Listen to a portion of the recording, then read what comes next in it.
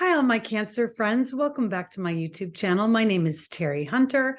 I am an intuitive astrologer, angel therapy practitioner, Reiki master, and empowerment coach.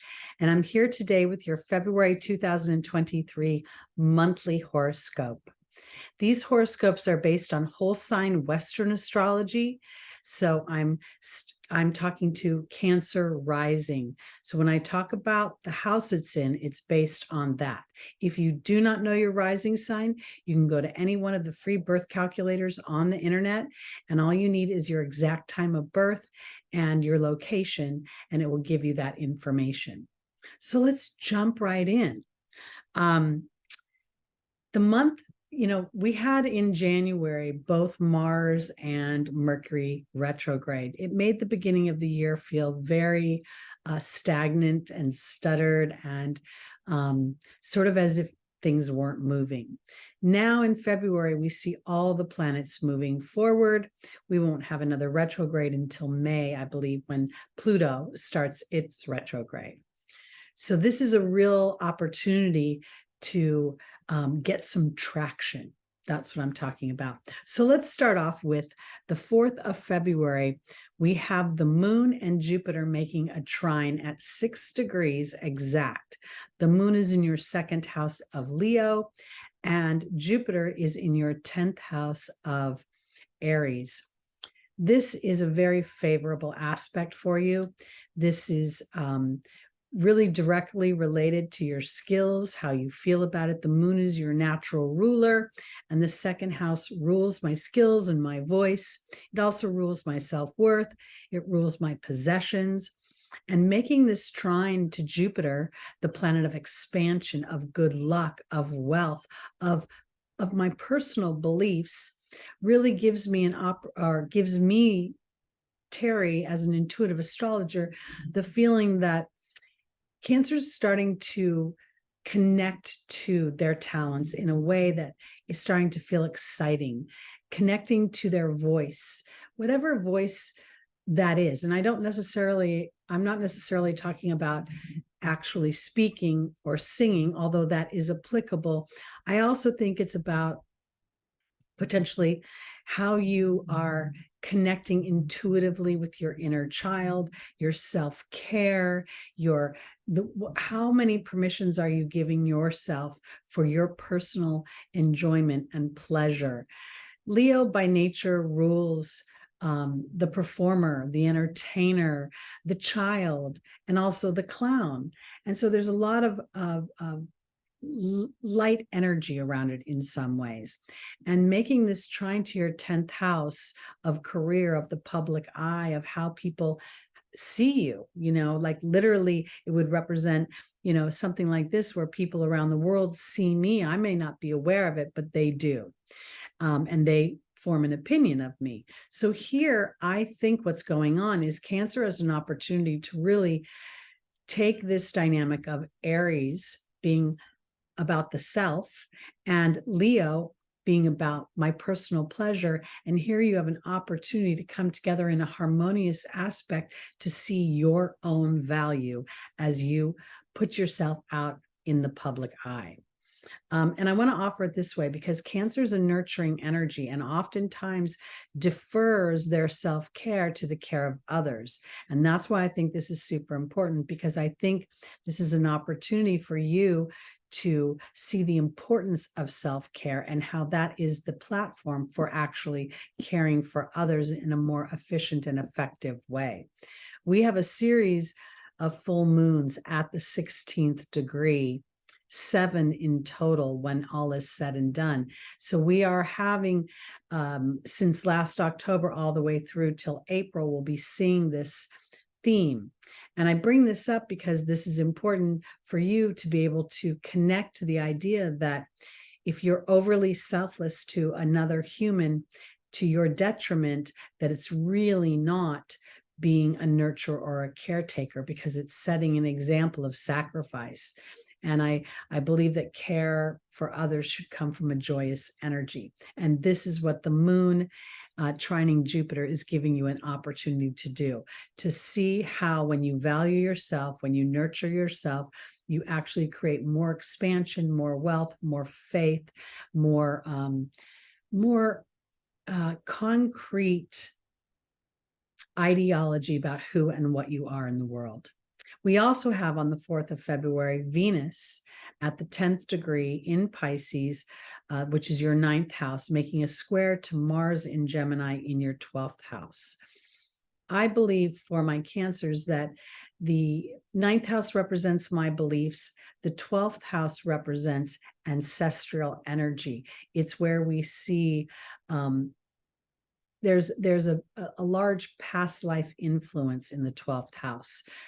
And I say that because there is the spiritual nature of Neptune is sort of this, it's taking this watery energy, this creative flow energy that's so authentic and natural for Capricorn, and it's elevating it here. This is where I'm going with this. I know we see a square here, but to me, this is sort of this challenging conversation that you're having with yourself about, do I take care of me, Venus in Pisces in the 9th house, squaring Mars in Gemini, or do I overly care about my network, my people, my neighborhood, getting my kids where they need to go, being the Gemini rules all things that happen in our everyday lives, thinking, writing, speaking, teaching, interacting with our workmates, interacting with our schoolmates, interacting with our neighborhoods and communities.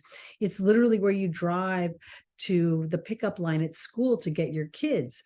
So here, I think the square between Venus and Mars is really about, Venus being the receptive feminine energy, the caretaker, the more naturally Cancerian energy. And then Mars is about me, me, me, me, me. And I feel like this is going to create tension with you. But when you're able to kind of connect to your 9th house Pisces being like, wow, maybe when I take care of myself, I'm actually setting an example for other people and giving them permission to self-care in a very authentic way. So what you initially may think is selfish is actually selfless. And that's where this square creates a little bit of tension. The same day, we have Uranus at 15 degrees Taurus, which is your 11th house, making a square to the sun in Aquarius at 15 degrees in your 8th house. And here I'm getting the feeling that we're sort of taking this energy of this day to another octave, a higher octave. Uranus representing the higher octave of thought. The 15th degree is the Gemini degree, and making a square to the sun in Aquarius, to me, feels as if Cancer has an opportunity to liberate themselves from overly, I want to offer it this way. I feel like Cancer may be slightly sensitive to how they are perceived, the sun in Aquarius in the 8th house. And this is an opportunity for you to rewrite and liberate yourself from an old story based on old human structures that were out of balance. And as you allow for the transformation, because the sun in Aquarius, Aquarius is the natural house for Uranus. So while there's a square here, there's also synergy here. And I think that's because Uranus wants me. I want to do me. I want to be me. I want to express me out in the world. I want to liberate myself from these restrictive energies that I don't appreciate. And the sun in Aquarius is making that feel like it's going to be on a public stage. But your opportunity is really to, the 8th house is a lot about other people, either a dependency on them or their dependency on us. It rules other people's money. It rules death and taxes. It rules sex. It rules billionaires, power and control. So here you have an opportunity to really step back from your duty to others and say, is not my duty to myself the greatest gift that I can give to others? Because when I take care of me, not only do they not have to pick up the torch of taking care of me, but they also see an opportunity for their self-care to be something that brings bounty versus appears to be narcissistic, selfish, or any of those other terms we use. On the 5th, we'll have a full moon in Leo. I'll be doing a separate video on that.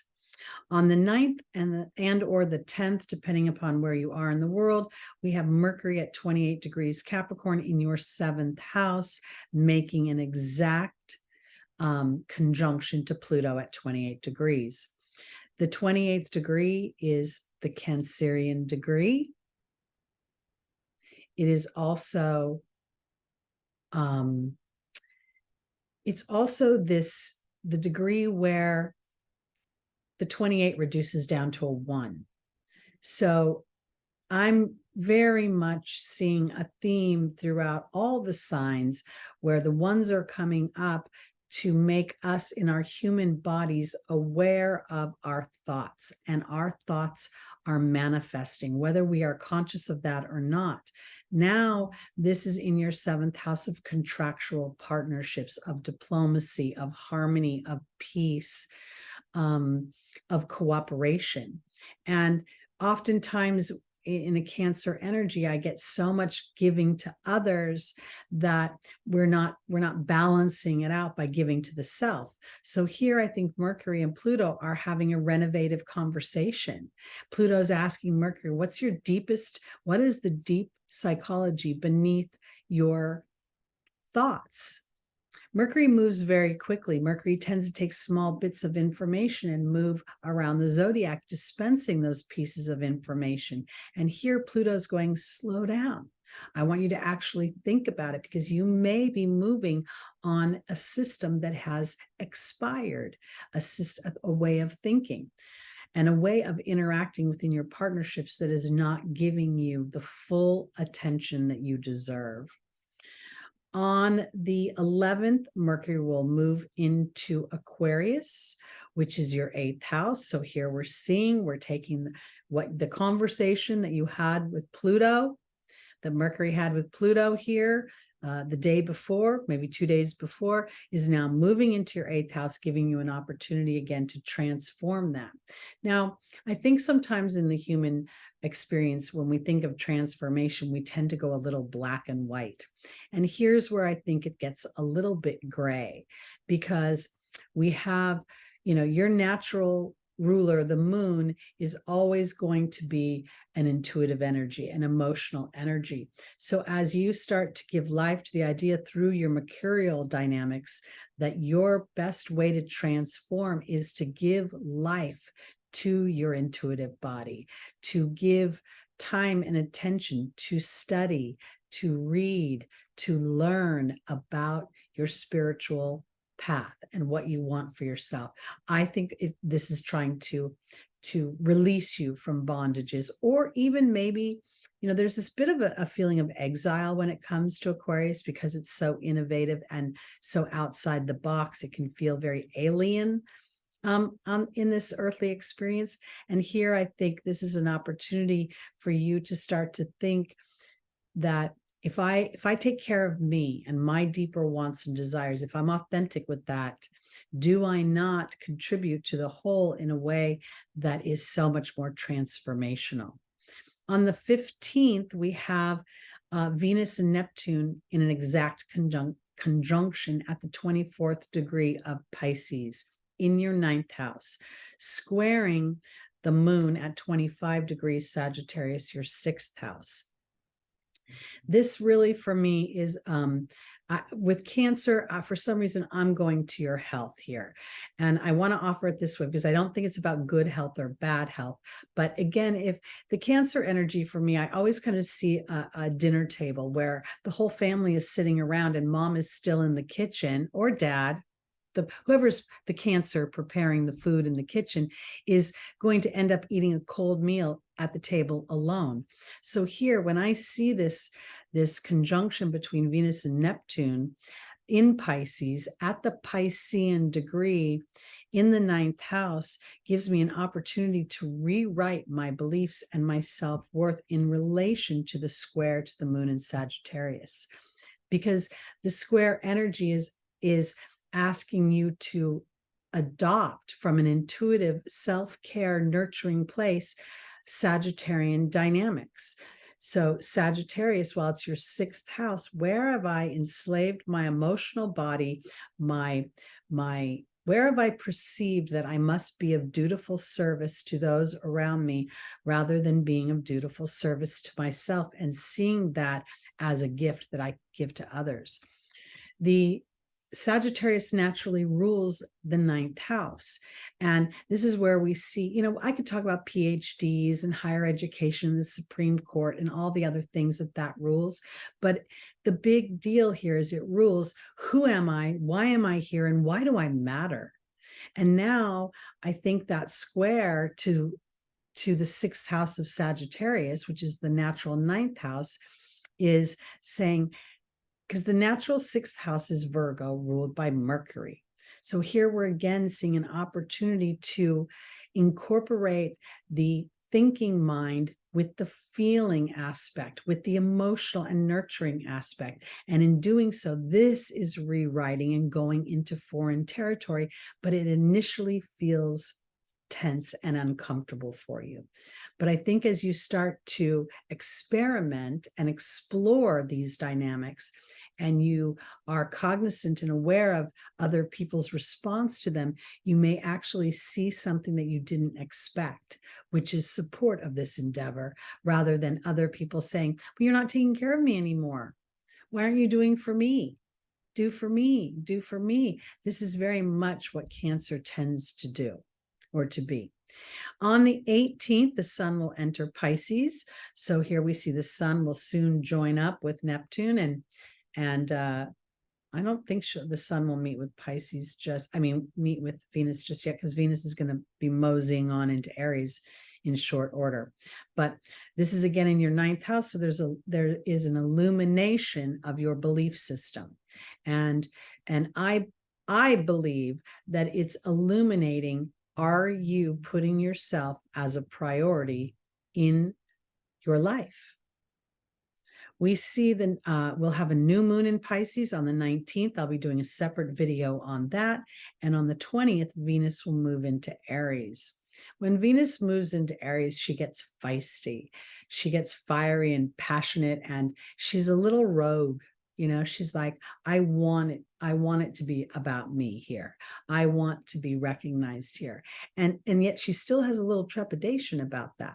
So when we get to the 25th of the month and we see Venus at 7 degrees, Jupiter at 11 degrees, and Chiron at 13 degrees Aries, which is your 10th house, this is going to give you an opportunity to really assess your value, your beliefs, and any wound that you have about yourself. With Chiron in the house of Aries, it represents the wound and the gift of you. What you want, where you want to go, how courageous you will be. That Aries energy is very pioneering. It's doing things it's never done before and going places no one has ever gone before.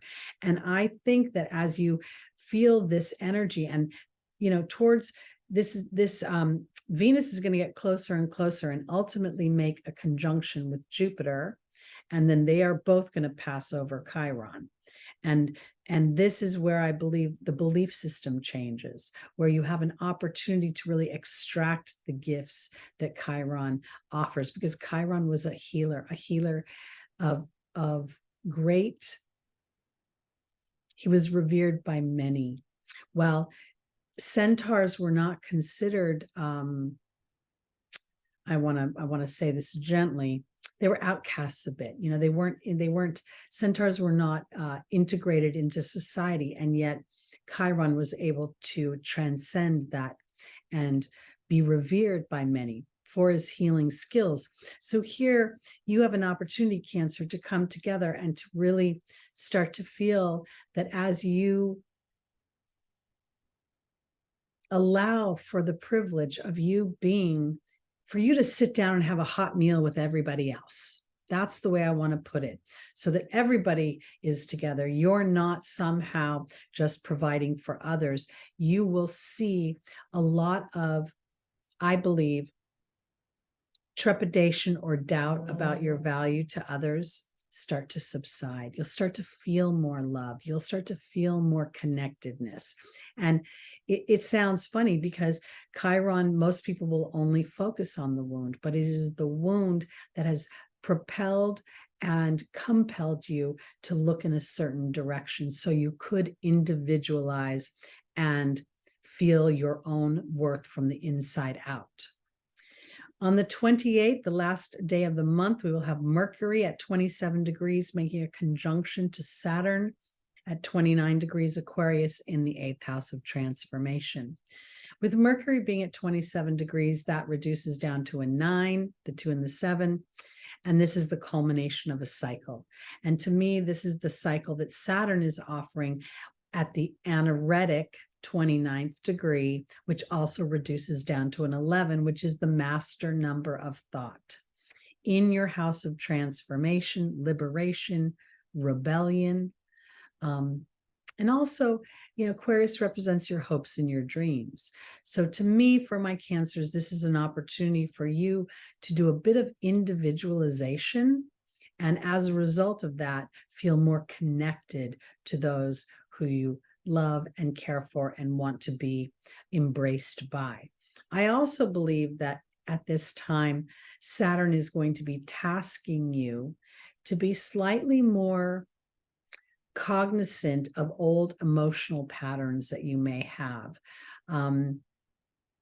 We all have a story inside of us that could start with poor me. And I think what Saturn is doing here is saying, if you can get off the story of yesteryear that didn't serve you and rewrite that story, Mercury, as to how it plays out that sends you to the highest levels of enjoyment, pleasure, fun, and fulfillment, Saturn is going to be your friend and reward you. Saturn naturally rewards for efforts over time. Saturn is also the co-ruler, ancient ruler of Aquarius. And now we are mastering the higher octaves of our mind. Uranus rules Aquarius, the higher octave of Mercury. And here this conjunction is offering me this opportunity. So that's it for our February for my Cancer rising moon, sun, and stelliums. Again, my name is Teri Hunter. If you'd like to book a reading with me, my information is below in the description. Reach out to me and I'll get you all the details.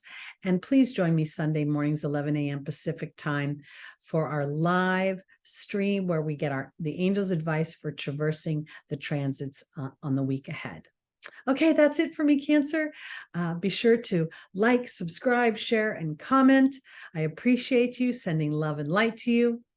Peace out.